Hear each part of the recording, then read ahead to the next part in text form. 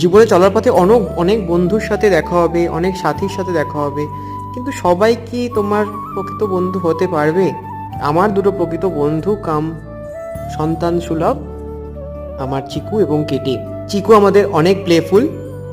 আমি দেখো পড়াশোনা করছি, তার পাশে ও খাটের ওপর উঠে আমার সাথে একটু দেখা করে গেল, আমাকে একটু আদর করে দিয়ে যায় মাঝে মাঝে। ঠিক যেমন এখন ও একটু আদর পেতে চাইছে নিজে, একটু মাঝে মাঝে অ্যাটেনশন সিকার হয়ে যায়।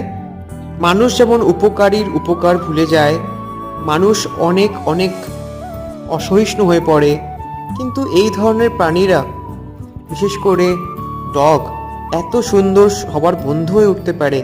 দেখো না, আমি ঠ্যাং তুলে দিলে আমি জানি ও ঠিক পা বেরিয়ে এগিয়ে ঠিক চলে আসবে আমার কাছে, সাহস করে এগিয়ে এলো ব্যালেন্স রেখে, নিজের জীবনে তোয়াক্কা না করে।